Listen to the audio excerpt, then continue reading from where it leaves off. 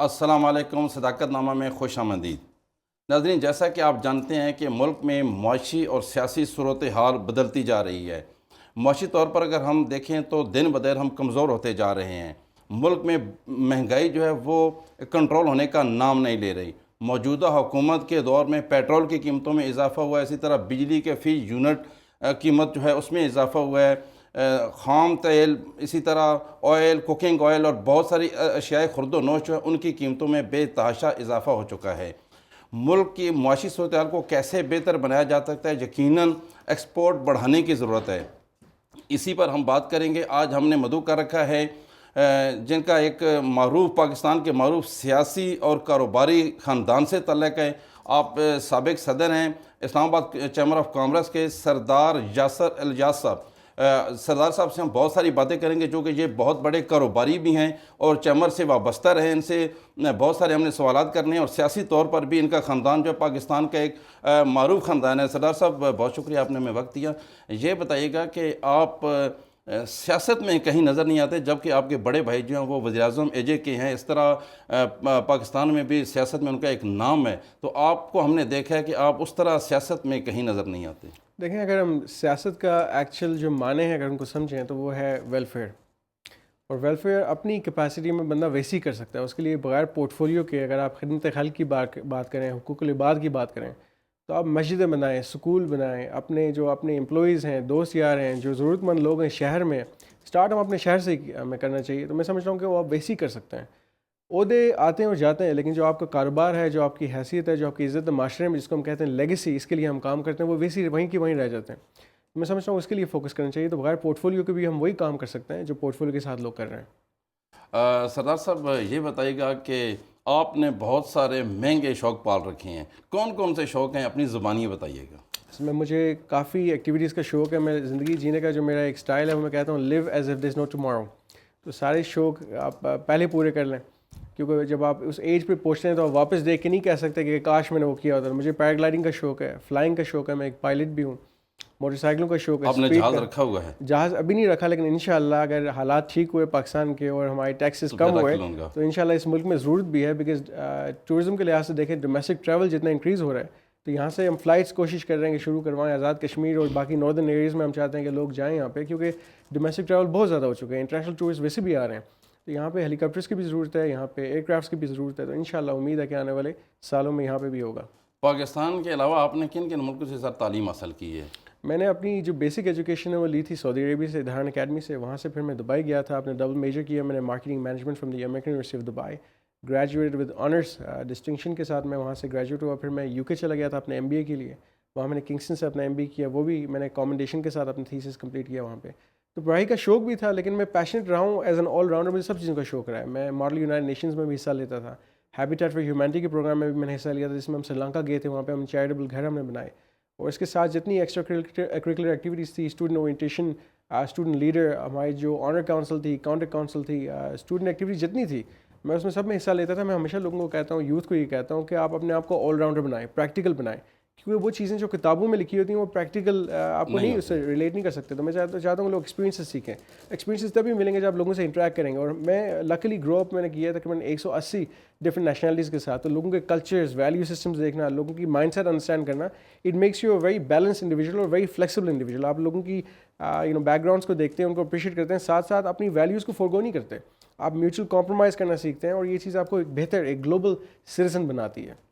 سردار صاحب، آپ ایک کامیاب بزنس مین تو ہیں اور آپ کے شوق بھی ماشاءاللہ بہت اعلیٰ ہیں، تو آپ کبھی سوچ رہے ہیں کہ سردار صاحب چونکہ اکیلے ہیں سیاست میں، تو پاکستان میں بھی سیاست کی ضرورت ہے، تو کبھی ان کے ساتھ ساتھ آپ بھی سیاست میں عملی طور پر قدم میں سمجھ رہا ہوں اگر کبھی آواز دی کسی نے اور ہماری نیشن نے اگر یہ چاہا، کیونکہ ہم آج بھی جو کام کر رہے ہیں اپنی عوام کے لیے کر رہے ہیں، پاکستان میں بزنس کرنا آپ کو پتہ ہے جہاد کرنے کے برابر ہے، اور اگر ہماری عوام سمجھتی ہے اور کسی پارٹی کا ہمیں لگا کہ ایک اچھا پیغام آیا ہے جس میں ہم واقعی کنٹریبیوٹ کر سکتے ہیں، کیونکہ میں سمجھ رہا ہوں کہ پورٹ فولیوز کا کوئی فائدہ نہیں ہے اگر اس میں آپ ڈیلیور نہیں کرتے ہیں، جس میں عوام کی خدمت ہو سکے، عوام کی خدمت ہو سکے۔ کیونکہ میں آپ کو یہ بار بار بتاتا ہوں کہ جو اپرچونٹی کاسٹ ہے پاکستان میں بزنس کرنے کی وہ کہیں زیادہ ہے، اور وہ ہم اس لیے کر رہے ہیں کیونکہ ہمارا پیدا بھی ہم یہیں پہ ہوئے تھے، دفن بھی یہیں پہ ہوں گے۔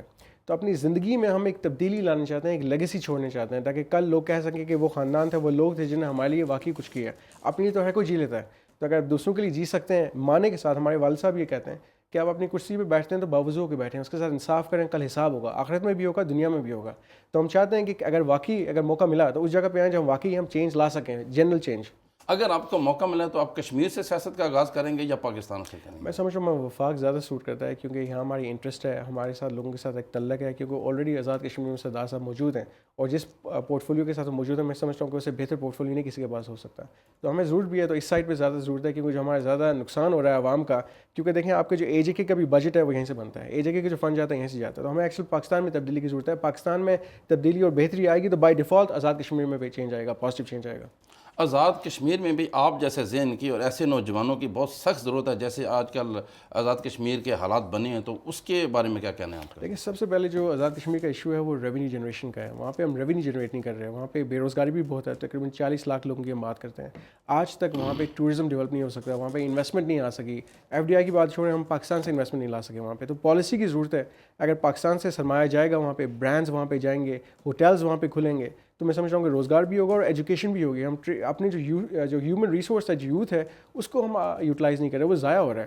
اور اچھا خاصا یوتھ ہے ہمارے پاس. اوور آل اگر پاکستان کی بات کریں تو 50% سے زیادہ جو ہماری جو آبادی ہے وہ 35 اینڈ بلو ہے.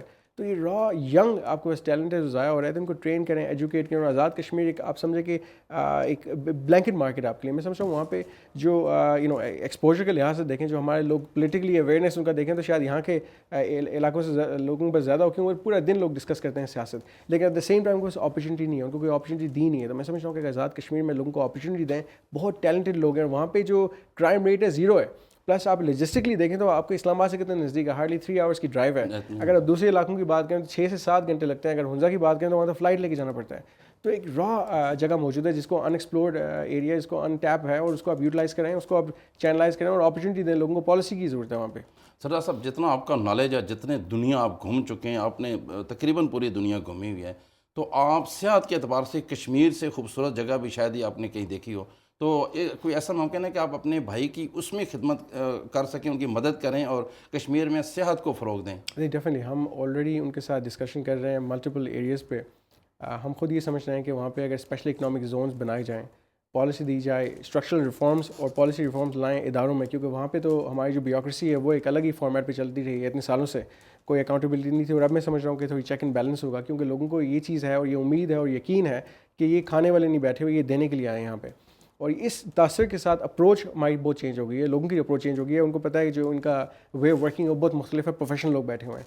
ہم چاہتے ہیں وہاں پہ ایگریکلچر بھی کام ہو. ابھی بھی جتنی ڈپینڈنسی ہے وہاں پہ، سارا پنجاب سے ایگرو جا رہا ہے، وہاں پہ میٹ یہاں سے جا رہا ہے. لوگ سبزیاں اپنی نہیں اگا رہے، کلٹیویٹ نہیں کر رہے اپنے لینڈ کو، لوگ اپنے جو لینڈ ہے اس کو ضائع کر رہے ہیں. تو میں سمجھتا ہوں کہ وہاں پہ ایجوکیشن کی ضرورت ہے بیسک. ابھی بھی لٹریسی ریٹ میں آپ کو انٹرسٹنگلی بتاؤں کہ پاکستان سے زیادہ ہے. پاکستان میں 56-57% ہے، وہاں پہ 67-68% ہے. لیکن مزید اس کو پالش کیا جائے، مزید ریفائن کیا جائے. ٹیلنٹ وہاں پہ موجود ہے لیکن اس کو پالش نہیں کیا گیا. وہاں پہ ڈپلوماز لے کے لوگ گھوم رہے ہیں لیکن پریکٹیکل ایکسپیرینس کوئی نہیں. تو ہم چاہتے ہیں کہ وہاں پہ آپ باقاعدہ ٹورزم سینٹرز بنا دیں جو ان کو افیلیٹ کروا لیں سوئس اکیڈمیز کے ساتھ، تاکہ ہاسپٹالٹی مینجمنٹ میں وہاں لوگوں کو ٹرین کریں. اب وہاں پہ لوگوں کو سول اور الیکٹریکل کے ڈپلوماز دلوائیں، میکینیکل ڈپلوماز دلوائیں، تاکہ لوگ کسی ٹیکنیکل شعبے میں کام کر سکیں. بیسک بی اے یا بیسک ایم اے کی کسی کو ضرورت نہیں ہے آج کل. ہم ٹیکنیکل شعبے میں جانا چاہیے، فارماسیوٹیکل میں لوگوں کو لے کے آئیں، مینوفیکچرنگ کی طرف لے کے آئیں. آپ کے پاس کتنا وہاں پہ فروٹ ہے جو ضائع ہو رہا ہے. ہم ڈرائی فروٹس میں کام نہیں کر رہے. اوور آل دیکھیں آپ کے پاس کتنا وہاں پہ پانی وہاں پہ ضائع ہو رہا ہے، بیکاز ہم واٹر کنزرویشن پہ، آپ رین واٹر ہارویسٹنگ پہ کام نہیں کر رہے. تو یہ اور پلس منرلس کتنے وہاں پہ، جیمز کتنے وہاں پہ. سیفائر آپ کا آزاد کشمیر سے آتا ہے، پروسیسنگ میں ہم ضائع کر رہے ہیں، اس کو بلاسٹنگ کے تھرو سورس کرتے ہیں، وہ ضائع ہو رہا ہے. تو چیزیں کرنے والی بہت ہیں. انشاءاللہ پالیسی کے ساتھ ساتھ بہت چینج آئے گا آنے والے دنوں میں. سردار صاحب، یہی ہم دیکھنا چاہتے تھے. ماشاءاللہ آپ کے پاس بہت نالج ہے اور آپ ایک اس چیز پہ بات کر سکتے ہیں کشمیر کے والے سے. ایک چھوٹی سی بریک لیں گے، بریک کے بعد مزید بات کریں گے. جی، ایک مختصر سی بریک لیں گے.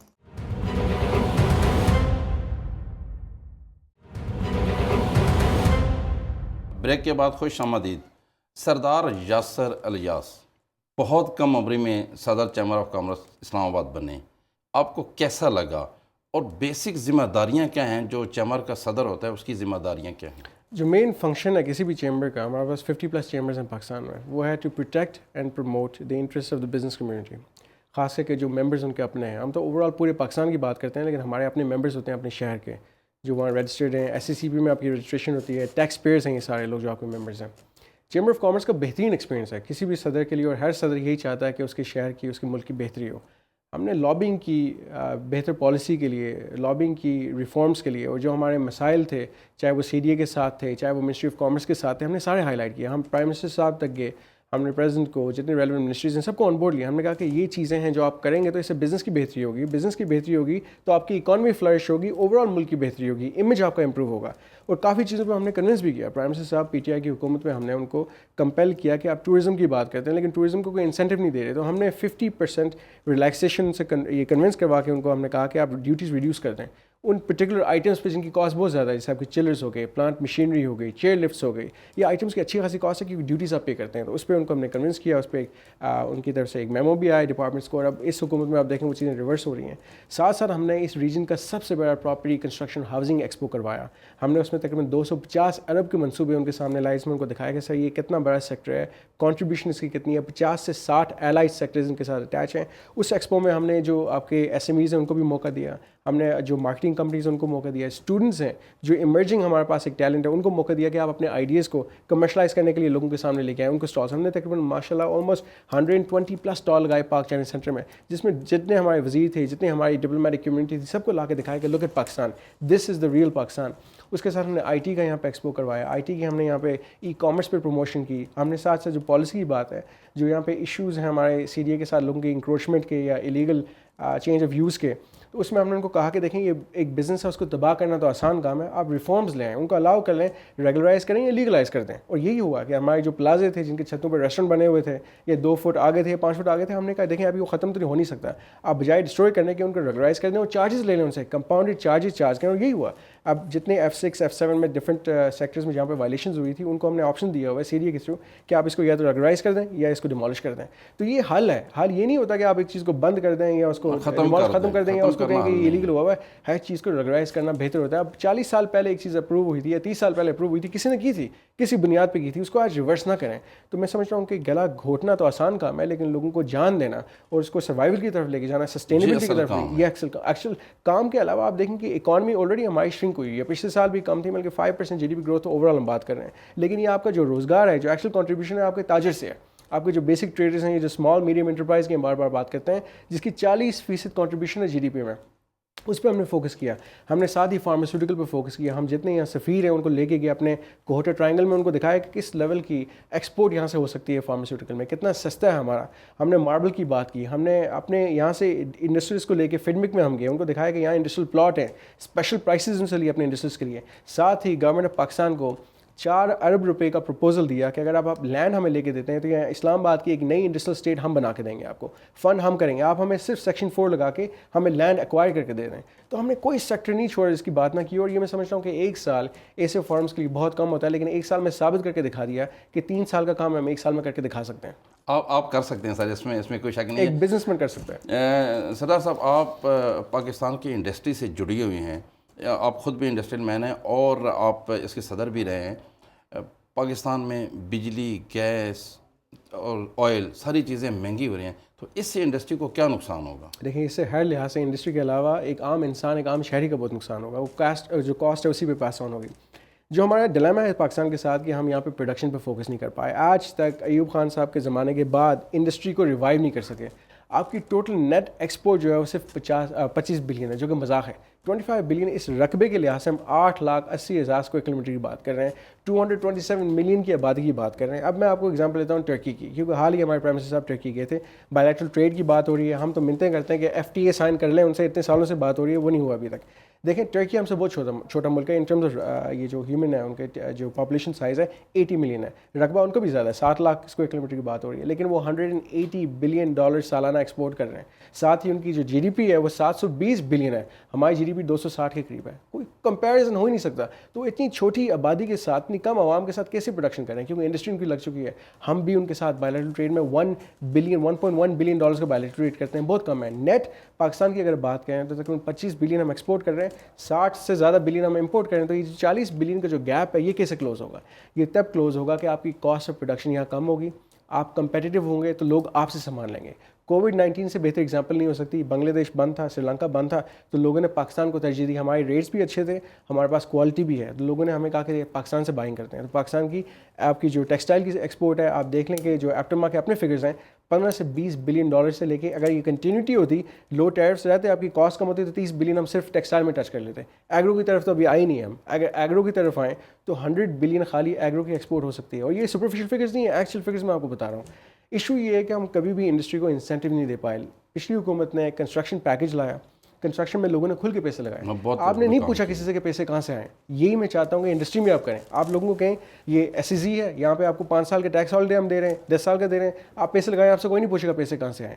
پاکستان کے پاس اچھا خاصا کیش موجود ہے, لیکن کیش لوگ نکالتے نہیں, کیونکہ لوگوں کو یہ خوف ہوتا ہے کل ایف بی آر نہ ہمیں پوچھ لیں. میں آپ کو بتاؤں ایف بی آر میں جو پالیسیز ہیں ہماری وہ اتنی فلاڈ ہے. ہم نے کہا تھا ڈکلیریشن آف ویلتھ کی بات کی تھی ہم نے, کہ آپ اپنے اثاثے ڈکلیئر کریں, چاہے پاکستان میں باہر جہاں بھی ہیں.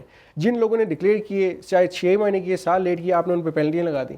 جب دوسروں کو پتہ چلا کہ ان پہ پینلٹی لگ رہی ہے تو مجھے بتائیں کہ دوسرے ٹیکس نیٹ میں آئیں, وہ بھاگ گئے. آج بھی آپ کا صرف 3% لوگ ٹیکس دے رہے ہیں, اس لیے کیونکہ خوف ہے. آپ جب ہراستے ہیں لوگوں کو, جب ہراسمنٹ ہوتی ہے تو کوئی بھی ٹیکس نیٹ میں یہ نہیں آئے گا. ہم بار بار کہتے ہیں کہ لوگوں کو کانفیڈنس بحال کریں, ٹرسٹ ڈیفیسٹ کم کریں تاکہ لوگ پیسے نکالیں. ہم آئی ایم ایف کے پاس 22 بار جا چکے ہیں, یہ شرم کی بات ہے. اور ابھی بھی جو ہم 6 بلین کر رہے ہیں, آپ کو پتہ ہے کہ 2023 تک ہمیں کم از کم 50 بلین کی ضرورت ہے ایکسٹرنل فائنینسنگ کی. یہ کہاں سے آئے گا پیسہ؟ واپس آپ سعودیہ کے پاس جائیں گے, پھر چائنا کے پاس جائیں گے, پھر کسی اور کے پاس جائیں گے. یہ ہم جیسے جو باحیثیت شہری ہیں, ہم جیسے جو عوام ہیں, ہم ریزیلینٹ نیشن ہے اور بڑے پراؤڈ پاکستانی ہیں. یہ بتائیے گا کہ ایف بی آر کے نظام میں کتنی بہتری کی گنجائش ہے؟ بہت زیادہ, بہت زیادہ. دیکھیں پچھلے سال ہمارے جو نئے چیئرمین آئے تھے ایف بی آر کے, ڈاکٹر اشفاق صاحب, وہ لوگوں سے ڈائلاگ کرتے تھے, لوگوں کے ساتھ بیٹھتے تھے, سنتے تھے ان کی. میں سمجھتا ہوں یہ رائٹ اپروچ ہے. ان کا جو ٹیکس کلیکشن تھا ریکارڈ ہائی تھا, جو 6000 بلین کی ٹیکس کلیکشن کی ہم بات کر رہے ہیں, پھر بھی کم ہے. آپ کا جو بجٹ تھا 8400 بلین کا تھا, 3000 بلین کا پھر بھی شارٹ فال ہے, ڈیفیسٹ پھر بھی ہے. لیکن میں آپ کو بتاؤں کہ پاکستان کی عوام کو اگر آپ آن بورڈ لیتے, آپ کم از کم ٹیکس نیٹ میں 10 سے 20% لوگوں کو لے کے آ جائیں تو آپ کا بجٹ بیلنس ہو جائے گا. ساتھ ہی میں آپ سے وعدہ کرتا ہوں کہ یہ عوام اتنی محبت وطن ہے کہ آپ اپنے پاکستانی سے پیسے مانگیں, کہ پاکستانی عوام کنٹریبیوٹ کرے. آپ اوورسیز پاکستانی سے اگر 29 بلین ڈالر ریمیٹنس بھیجے تھے, آپ اوورسیز پاکستانی سے لوکل پاکستان سے ملیں, تو میں آپ کو وعدہ کرتا ہوں کہ 50 بلین سے زیادہ آپ کو پاکستان سے پیسہ مل جائے گا, لوکل یا انٹرنیشنل. لیکن کانفیڈنس بحال کریں, ان کو یقین ہو کہ جو پیسہ ہم بھیج رہے ہیں یہ واقعی عوام تک پہنچے گا, اس سے واقعی ملک کی بہتری ہوگی. میں آپ کو ایگزامپل دیتا ہوں کہ جو ہمارے بیسک 2 سیکٹرز نگلیکٹ ہو رہے ہیں اتنے سالوں سے, آپ کا ہیلتھ کیئر ہے اور آپ کا ایجوکیشن ہے, اس پہ تو کام ہی نہیں ہو رہا. آپ گارنٹی کریں ایک ٹیکس پیئر کو, ایک انسان کو, کہ میں وعدہ کرتا ہوں کہ جو آپ کا پیسہ حق حلال کی کمائی ہے وہ واقعی اس سے کسی کو بینیفٹ ہوگا. ہم کتنی زکوٰۃ دیتے ہیں, کتنی کنٹریبیوشن کرتے ہیں. آج بھی جو ملک چل رہا ہے اس کے 2 مین فیکٹرز ہیں, ایک آپ کا پرائیویٹ سیکٹر ہے جو کنٹریبیوٹ کر رہا ہے, اور دوسری ہماری اسٹیبلشمنٹ آرم فورسز ہیں جن کی قربانی کی وجہ سے, شہادتوں کی وجہ سے آج یہ ملک کھڑا ہے. آپ کا سردار صاحب, زکوٰۃ اور ٹیکس میں کیا فرق ہے, آپ کیا سمجھتے ہیں؟ دیکھیں میں سمجھتا ہوں کہ اٹس ویری سملر. اگر آپ کی اپروچ کی بات ہے کہ آپ کی آئیڈیالوجیز کہاں پہ ہیں, میں سمجھتا ہوں کہ اس کنٹریبیوشن ملک کی بہتری کے لیے, عوام کی بہتری کے لیے. اگر آپ زکوٰۃ دیتے ہیں تو ایک عوام کے, ایک انسان کی بہتری کے لیے دیتے ہیں, دونوں بہتری کے لیے. ٹیکس دیتے ہیں تو ٹیکس سے بھی ایک عوام کی بہتری ہوگی. آپ اگر ٹیکس دیں گے تو اسی سے آپ کی روڈیں بنیں گی, اسی سے آپ کے ہاسپٹل چلیں گے, جو گورنمنٹ ہاسپٹل جس میں لوگوں کا علاج ہوتا ہے, جو ایجوکیشن آپ دیتے ہیں وہ بھی اسی فنڈ کے تھرو ہوگا. لیکن یہی سوال ہے ایک انسان کا کہ جو میں ٹیکس دے رہا ہوں کیا وہ واقعی اس پہ آپ لگائیں گے, یا آپ کسی اور چیز پہ جا کے لگائیں گے جس کی ضرورت نہیں ہے. آج آپ سمجھتے ہیں کہ اعتماد بحال کرنے کی ضرورت ہے؟ اعتماد بحال کرنے کی ضرورت ہے, اس کے لیے اچھی لیڈرشپ کی ضرورت ہے. اگر اچھا لیڈر بیٹھا ہوگا جس پہ لوگوں کو یقین ہوگا, لوگوں کا ٹرسٹ ہوگا, اعتماد ہوگا, لوگ خود بخود بغیر مانگے آپ پہ ٹرسٹ کریں گے, اور بغیر مانگے آپ سے کنٹریبیوٹ بھی آپ کو کریں گے, پیسے دیں گے. سردار صاحب, آپ سے مزید بات کریں گے, ایک چھوٹی سی بریک لیتے ہیں, بریک کے بعد مزید اسی پر بات کریں گے. جی ایک چھوٹی سی بریک لیں گے.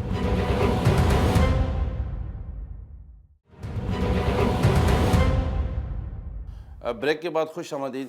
سر یہ بتائیے گا کہ اسی پروگرام میں ایک میرے معاشیات سے ہماری بات ہوئی تو ان کے مطابق رشیا کا جو آئل ہے اس میں سلفر کی مقدار بہت زیادہ ہے, اور ہماری جو ریفائنریز ہیں اس کو ریفائن نہیں کر پاتی. اس کے بارے میں کیا کہنا ہے آپ کا؟ یہ ایک ون سائڈڈ پہلو ہے, اس لیے میں چاہتا ہوں کہ, اور میں اپریشیٹ کرتا ہوں آپ کو کہ آپ نے ایک پاکستانی شہری سے پوچھا ہے جس کو کچھ آئیڈیا ہے اس سیکٹر کے بارے میں. میں آپ کو انٹرسٹنگ چیز یہ بتاتا ہوں, یہ آن لائن گوگل پہ موجود ہے, اس لیے میں اپنے پاکستانیز کو ریکویسٹ کرتا ہوں کہ جب بھی کوئی کراس انالیسس آپ نے کرنا ہو جا کے گوگل پہ چیک کر لیا کریں. ہمیشہ فیک نیوز نہیں ہوتا, سچ بھی ملتا ہے وہاں پہ. ابھی انڈیا نے ریسنٹلی جب سے یوکرین نے, رشیا نے انویڈ کیا تھا یوکرین کو, تو کلیکٹیولی تقریباً 34, آج کی بات کر رہا ہوں, آج تک 34 ملین بیرلز انڈیا بائی کر چکا ہے لو کاسٹ رشین آئل. ساتھ ہی آپ کا سری لنکا جو کہ خسارے میں ہے, اس نے بھی لو کاسٹ آئل بائی کیا رشیا سے, اور ساتھ بنگلہ دیش بھی بائی کر رہا ہے. تو کیا پاکستان ایک ہی سائڈ پہ ہے؟ کیا صرف ہم پہ سینکشن لگ جائیں گے؟ کیا صرف ہم نیگوشیٹ نہیں کر سکتے؟ کاروبار پہ کوئی آپ کو نہیں روک سکتا, یہ آپ کا بنیادی حق ہے.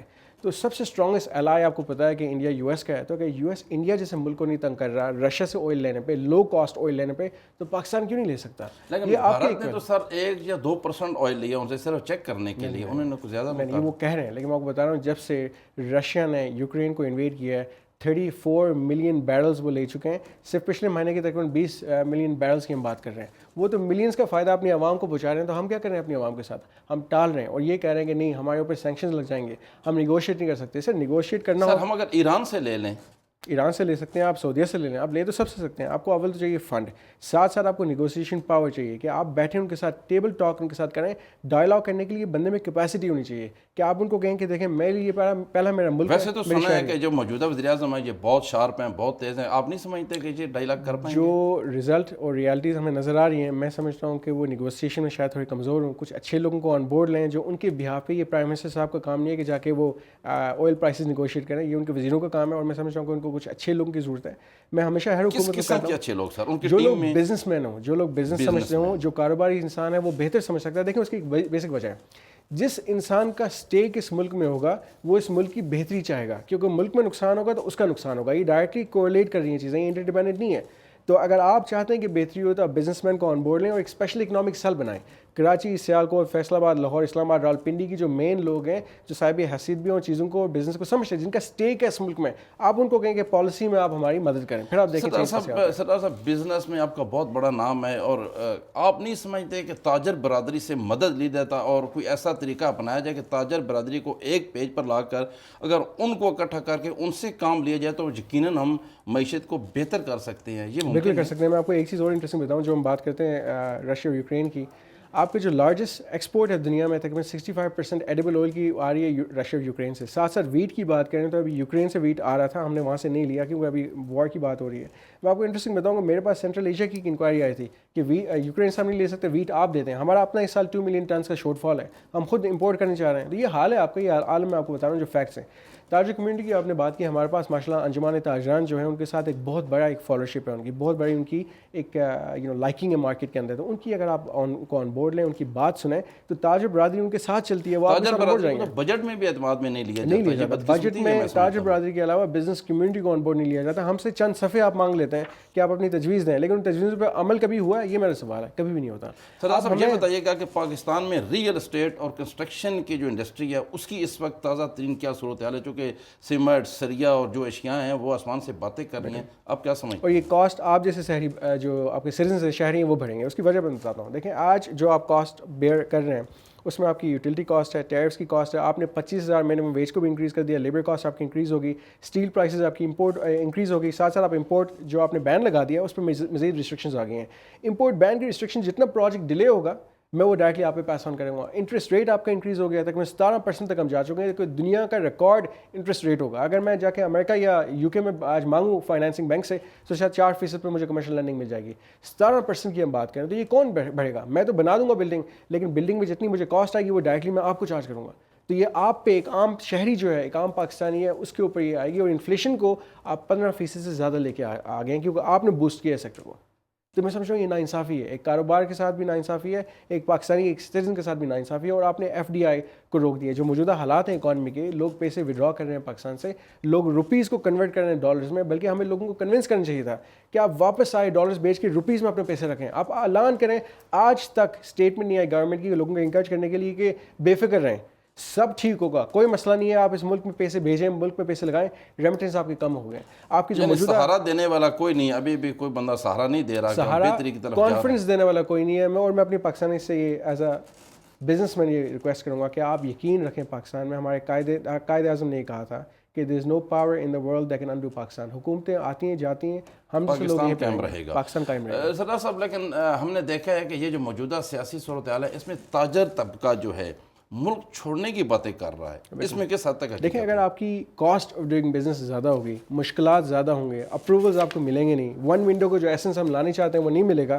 اگر کوئی بھی سرمایہ کار آتا ہے اس کو آپ کہیں گے آپ اس ڈپارٹمنٹ میں جائیں, اس ڈپارٹمنٹ میں جائیں, اس سے ملیں, اس سے ملیں, اس کے پاس وقت نہیں ہے, نہ پیشنس ہے اس کے پاس, نہ اتنا کسی کے پاس ٹائم ہے, اور اس کی ٹائم کی ایک کاسٹ ہے.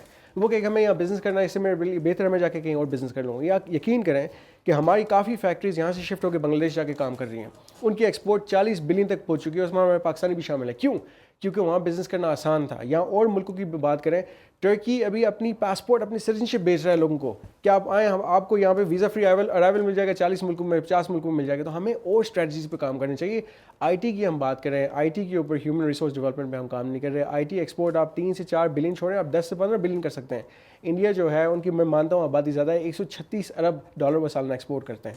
تو انڈسٹری کی اگر بات کریں تو ایس ایم ای کے اوپر آپ کا کوئی فوکس نہیں ہے. ایس ایم ای کو فائنینسنگ آپ نے بالکل بھی نہیں, چوک ہو رہے ہیں سیکٹرز, ان کو آپ فائنینسنگ دیں اور فائنینسنگ ان ریٹس پہ دیں جو ان کے لیے افورڈیبل جو افورڈیبل ہو. ابھی سردار صاحب یہ بتائیے گا کہ آپ, میں نے دیکھا کہ آپ میں ماشاءاللہ بہت زیادہ ہیومینٹی اور آپ کے اندر ایک میں درد محسوس کر رہا ہوں آپ کے پاکستان کے لیے اور جو غریب عوام ہیں ان کے لیے آپ کے اندر ایک درد ہے. تو آپ کا جو خاندان ہے ہاؤسنگ پروجیکٹ سے آپ وابستہ ہیں, تو آپ نے کوئی ایسی اسکیم دی ہو جس میں غریب آدمی جو وہ آسانی سے پلاٹ لے سکے اور اس میں گھر بنا سکے؟ جو پچھلے سال نیا پاکستان کا کانسیپٹ تھا جس میں وہ چاہ رہے تھے ایک عام شہری بھی گھر افورڈ کر سکے, جس کی افورڈیبلٹی بالکل بھی نہیں ہے, فائنینسنگ لے سکے. تو ہم نے 2.5% سے 5% تک فائنینسنگ ان سے کنونس کروا کے پاس آن کی تھی ایک آدمی کو کہ آپ کی سیلری کے اگینسٹ, آپ کی تنخواہ کے اگینسٹ آپ کو فائنینسنگ ملے گی گورنمنٹ آف پاکستان سے, آپ جا کے اپنا گھر بنا سکتے ہیں. ہم نے اسپیشلی لوگوں کے لیے جو ایک عام شہری ہے جس کی افورڈیبلٹی نہیں ہے اس کے لیے ہم نے 3.5 مرلہ کی اسکیم بھی لانچ کی تھی. ہم سمجھتے ہیں کہ اگر باہر ممالک میں آپ دیکھیں, یو کے میں دیکھیں تو ٹاؤن ہاؤسز بنتے ہیں, 3.5 مرلہ جوڑ کے آپ گھر بنا سکتے ہیں اٹیچ. اس میں 2000 اسکوائر فٹ بھی اگر آپ کسی کو دے دیتے ہیں اور وہ گھر آپ کا 1 کروڑ تک آپ لوگوں کو دیں, وائبل ہے. آج 1 کروڑ کی گاڑی نہیں مل رہی آپ کو, تو یہ اس پہ کام کیا جا سکتا ہے, لیکن ہمیں تھوڑی ریلیف چاہیے. دیکھیں ہمارے لیے بھی آپ نے امپورٹ بین کر دی, وہ مٹیریلز یہاں پاکستان میں نہیں مل رہے, لائٹس یہاں نہیں مل رہی, شینڈلیئرز یہاں پہ نہیں مل رہے, کارپیٹس یہاں پہ اس لیول کی مینوفیکچرنگ نہیں ہو رہی, انسولیشن آپ کی جو نہیں آ رہی یہاں پہ. تو کئی مٹیریلز ہیں جس پہ ہم ڈپینڈنٹ ہیں باہر سے امپورٹ کرنے پہ, وہ آپ نے روک دی. تو اگر پروجیکٹ ڈیلے ہوں گی تو کاسٹ آپ کی انکریز ہوگی. آپ انکریج کریں لوکل سیکٹرز کو, 60 الائڈ سیکٹرز کی ہم بات کریں کنسٹرکشن سے ریلیٹڈ, آپ ان کو انکریج کریں کہ لوکل پروڈکشن یہاں پہ ہو, آپ یہاں پہ ان کو انسینٹیوائز کریں, ٹیکس ہالیڈے دیں. ہم جیسے لوگوں کو آن بورڈ لے کے آپ پوچھیں ہم سے کہ آپ کو مسائل کہاں آ رہے ہیں. 1 ونڈو کے لیے ہمیں اگر 6 مہینے لگ جاتے ہیں بلڈنگیں بنانے کے اپروول کے لینے کے لیے, گھر بنانے اپروول کے لیے, تو وہ کاسٹ کس پہ پاس آن ہوگی؟ وہ ایک عام شہری پہ ہوگی. تو اگر ایز آف ڈوئنگ بزنس اگر یہاں پہ نہیں ہوگا تو ہم جیسے ڈیولپرز بھی جا کے باہر انویسٹمنٹ کریں گے, جو ہم نہیں کرنا چاہتے. ہم بارہا یہ کہتے ہیں کہ ہم اس ملک میں پیدا ہوئے تھے, یہیں پہ دفن ہوں گے, ہمارا روزگار, ہماری جو بہتری ہے اسی ملک کے ساتھ لنک ہے, خوشی غمی ہماری اس ملک کے ساتھ لنک ہے. سردار صاحب آپ سے میرا آخری سوال ہے کہ پاکستان کی گرتی معیشت کو بہتر کرنے کے لیے, اس کو مستحکم کرنے کے لیے فوری طور پر کن اقدامات کی ضرورت ہے؟ فوری طور پہ سب سے پہلے آپ لوگوں کو انکریج کریں کہ پاکستان میں پیسہ لگائیں. ہمیں ریمیٹنس کی ضرورت ہے, ساتھ ساتھ ایکسپورٹ ڈائیورسفیکیشن کی ضرورت ہے. ہم چاہتے ہیں کہ ایکسپورٹ 30 سے 50 ارب سے زیادہ ہو سکتے ہیں, امیڈیٹلی آپ کریں. ٹیرفس کو مینیج کریں, ٹیرفس کو کم کریں. Alternative means of energy, solar کو آپ بالکل ڈیوٹی فری کرتے ہیں. ہم سولر پینلز یہاں پہ لائیں تاکہ بجلی آپ کے پاس ہو. ابھی تو ہم نے بات ہی نہیں کی کہ چناب ریور کے اوپر کیا ہو رہا ہے, ابھی تو بات ہی ہم نے نہیں کی جو 540 واٹ کا جو ڈیم بنا رہا ہے انڈیا, اور انڈس واٹر ٹریٹی کے اگینسٹ آپ سے کوئی ڈاٹا نے شیئر نہیں کیا. میرپور میں جو پانی کی حالات ہیں وہ آپ کے سامنے, تو ابھی تو اس تک ہم آئے نہیں.